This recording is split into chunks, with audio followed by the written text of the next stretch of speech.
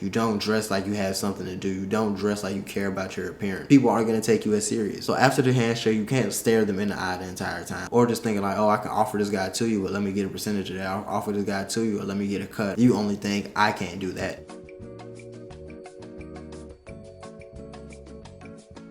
Yo, what's going on, G-Dot family? It's your boy Consulted by G-Dot back with another video, and let's go ahead and get straight into it. I know you got no time to waste. We're going to talk about how you can maximize and make more connections when you meet people. Because every time you meet people, it doesn't mean you made a connection. You connected with them, but that isn't a connection you can go back and contact again, is it? That's why you have to go out and maximize yourself and maximize what you're doing in these short conversations that you're having with these people. In that 5-minute conversation, 2-minute conversation, 1-second exchange, you got to make something stand out about yourself so somebody want to talk to you and somebody want to come back and be like, what do you do? What do you got going on? Do you do this? You're in this space. Could I offer you this position? It's easier to do it like that instead of going outside trying to blend in with everyone. You don't want to blend in. You want to stand out. That's why you're watching this video.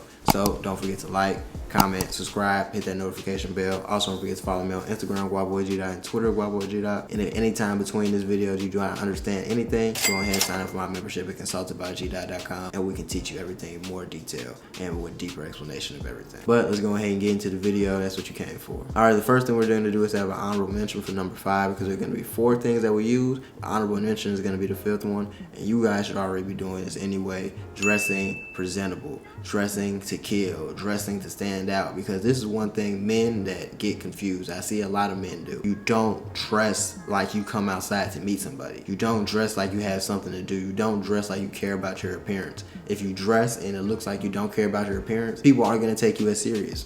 If you come outside with a suit, people are going to take you more serious than if you come outside in joggers and sweatpants. It's just how it works. Now, you might get taken serious more places in those joggers and sweatpants, but where you're going and where you're trying to get people to take you serious, you have to dress presentable. Now, I'm not saying you have to wear a polo with slacks, and I'm not saying that you have to wear a 3-piece suit. What I'm saying is you have to look presentable, like someone cares about you. So you can't just go outside with the baggy dress pants and a t-shirt that's kind of tucked in, kind of not tucked in. You can't do that. But you also can't go in there with the suit, but you got a bullshit story and you can't tell anyone why you're here and what you got going on. So everything has to come together. But the first thing that has to happen, you have to come presentable, and people have to be ready to talk to you and want to be able to talk to you. Because sometimes you might come somewhere and people might look at you, they might think you work there. Or they might think you're the delivery guy. Or they might think you're this other worker, so they don't really want to approach you because they feel like you can offer them no value. But if you help yourself stand out by wearing a unique outfit, you can offer yourself some value. Now, if you need ideas of some outfits, you can also go to my Instagram and I'll show you some how I put it together. That's going to be the honorable mention. Now, number 4, what you want to do is come in with a firm handshake, because it all comes together when you come in with a firm handshake. Because not only do you look presentable now, but you're able to come up with a firm handshake to reassure someone that, okay, he has a firm handshake, he was raised right, he knows how to do things correctly. And this is going to tie in with the other things I'm going to say after this firm handshake. But a good firm handshake, even if she's a lady, you have to give her a firm handshake, because it's all about respect. With a man, I feel like a handshake is a respect thing, and it's like we're equals. We're talking to each other as we're equals right now. We're gonna respect each other, and it's a respect thing. With women, I feel like they want that same thing when you shake their hand. But I feel like when you shake her hand, you have to go based off the woman and based off what's going on. If you're talking to a more feminine woman, she puts her hand out like this, you would shake her hand a little more gently than someone put her hand out like a regular man, and she would put her hand out, then you'd be like, okay, let me shake your hand. But you're still not gonna crush her hand, you're gonna match her strength, you're gonna match what she puts out. But you're gonna give her a firm handshake to let her know that I respect you. It goes the same way with both people. So that's why you're gonna use a firm handshake. And the number 3 reason gonna tie in directly to that is a good eye contact. So you're gonna lead in with a good handshake and then make good eye contact with that. And you're always gonna maintain eye contact when you're shaking someone's hand, because it's also a sign of respect. And that's the little subtle things you can do to tell someone that you were raised with manners, you were raised with respect, you know how to conduct yourself in a business setting, you're a respectable person. It's those little things. So it doesn't matter if you're black, white, Asian, it doesn't matter. These are assets that everyone should use in their day-to-day life to make sure you're getting more respect, to make sure people treat you better, have a higher level of respect for you in your area and your common spaces, so people don't really mess with you or people don't give you a hard time. So after the handshake, you can't stare them in the eye the entire time, so you definitely want to look around. And after that handshake, you just want to keep a decent level of eye contact with that one person that you were talking to, or the main person that you're talking to, because you want to make sure that they feel like you're engaged into the conversation. They also want to remember you and will be more likely for you to stand out in conversation. But it's going to be a good sign of faith for everyone else that's looking around and looking at you present yourself to this person, because not only are you auditioning yourself to this one one person while you're in public, you're auditioning yourself to everyone around you, because other people are listening as well.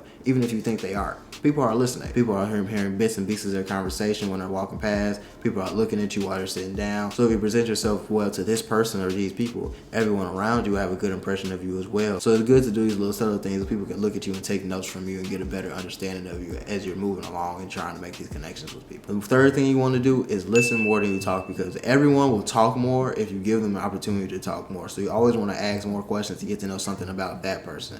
You want to put yourself out there, but you want to get to know more out of this conversation than you put yourself out there. That's how you have a successful conversation, because you don't want to be the guy that's putting himself out there, and then you really gain nothing from the conversation because you didn't ask any questions or you didn't do anything that would be beneficial for your business. So you definitely want to be able to do that. So that's why you want to listen more than you talk. You ask the questions, you facilitate the conversation if you can. And if you're not in a place to facilitate the conversations, then go ahead and just bounce questions back off the person you're talking to and then get your questions answered that way. So at least you can come away with some information. And then also when you listen more, you're going to know what questions to ask because you've been listening to that person, what they need and what their intentions are. So you can put yourself in. They might have a need for mailman. You can say, hey, I know I can be your mailman.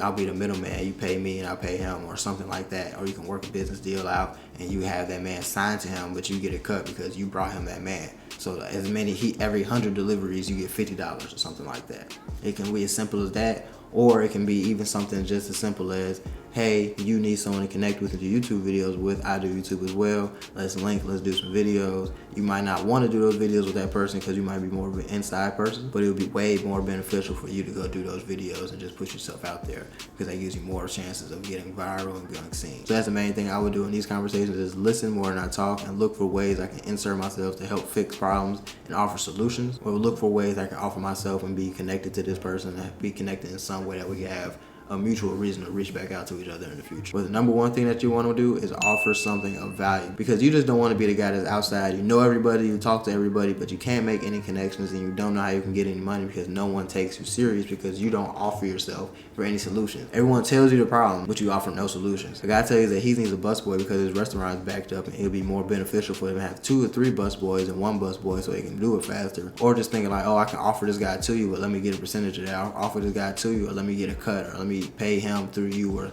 working out some type of business deal like that. You only think, I can't do that, so I'm not going to fill his void. You have to think 3-dimensional. You can't think 1-dimensional. When you think 3-dimensional, you put yourself in a box, and it makes it harder for you to make ideas and come up with ideas. That's why you have to keep your mind inspired at all times and have subtle things around your house that inspire you. Maybe you're a traveler, you want to travel the world. Keep pictures of the world around your house so it inspires you to go to these places and want to make more money so you can fund these vacations and fund these excursions. Or maybe you're a guy that you really like figurines, so get a figurine. Get a figurine that you always wanted, and then you be like, okay, I need another one. So let me get some more money so I can get this other figurine. You have to get something that motivates you in your mind and in your house, so you can constantly look at it, so it'll be easier for you to put out this content. So it'll be easy for you to stay imaginative and think on a 3D plane instead of 1D plane, because you'll always be thinking of new ways to get money. Your mind will always be open to new things if you see the things that you want to do every day, or the things that you need to obtain every day. And that's also why it's very key to traveling as well. But you definitely just want to be the person that puts themselves in positions to fix problems instead of cause problems. Because even if you don't cause problems, you're kind of in a way and kind of can cause problems if you don't know anything. If you don't fix anything, you're just around. You don't want to be the guy just around. You want to be the guy that's fixing problems, keeping people together, keeping things secure, keeping things intact. You want to be that guy. So that's the thing that I would do as my number one, is offer something of value. So let's go over it again, guys. Now, honorable mention, we're gonna have dressing to impress, because you want to come dressed to impress every day to the nines, no matter what's going on. Cologne on, looking good, stepping good. Now, number 4, you want to come with that firm handshake, leading with number 3, that make that eye contact and look engaged. And then you also want to tie that in with number 2, listen more than you talk. And you also want to tie that in with number 1, offer up some kind of service to fix their issues. And you're going to make a lot of money if you go outside and offer solutions, even if you don't know how to do it. Offer yourself up, or offer somebody else up that knows how to do it, and take a percentage. Be the middleman sometimes, or be the front man and learn how to do it yourself. It's very easy to do these things, and I'm telling you, you can make a lot of money doing it. But if you need any more detail, any more understanding of the things I'm trying to tell you to do, or if you need any more tips or you need more detail, go ahead and join my membership consulted by GDOT, and I'll make sure that you come up with $1 million business. That's the end of the video, guys. I just want to make sure that you understand these things before you go out and start meeting people and start having useless conversations. Make them into meaningful conversations. Let's go ahead and get that money.